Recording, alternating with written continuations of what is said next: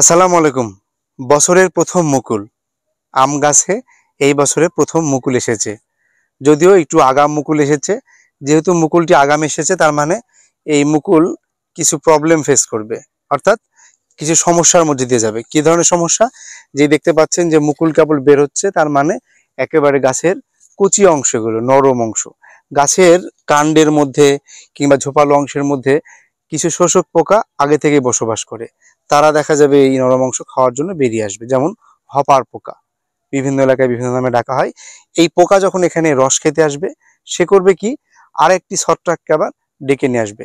সুটিমোল fungus এখানে grow করতে পারে, সেই ছত্রাকটি এই মুকুলকে নষ্ট করে দিবে। হপার পোকা যেমন রস খেয়ে নষ্ট করবে, ছত্রাকটিও এই মুকুলকে নষ্ট করে দিবে।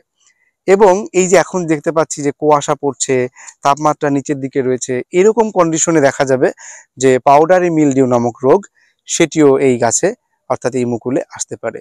সেই সাথে অ্যানথ্রাকনোজও এই মুকুলে চলে আসতে পারে। অর্থাৎ এই যে আগাম যে মুকুল এসেছে, এই মুকুলকে এই ধরনের প্রবলেমগুলো ফেস করতে হবে।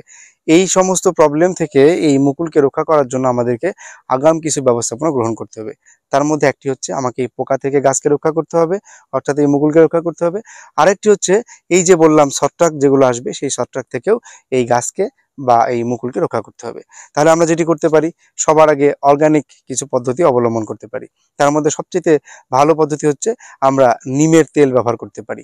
প্রত্যেক লিটার পানিতে 2 ml নিমের তেল এবং তার সাথে 1/2 ml শ্যাম্পু ভালো করে মিশিয়ে সমগ্র গাছ ভিজিয়ে, গাছের পাতা, মুকুল, পাতার উপরে, নিচে, বাকল, এগুলো ভিজিয়ে স্প্রে করতে হবে।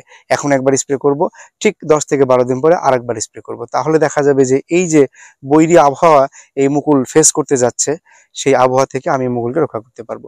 আর যদি মনে হয় যে আমরা ইনঅর্গানিক পদ্ধতি অবলম্বন করব, অজৈব পদ্ধতি অবলম্বন করব, সেই ক্ষেত্রে আমরা সিস্টেমিক টাইপের যে কীটনাশক বাজারে কিনতে পাওয়া যায়, যেমন ইমিডাক্লোপিড গ্রুপের যে কীটনাশক রয়েছে 0.5 ml পার লিটার, এই ডোজ মেনটেন করে স্প্রে করতে পারি।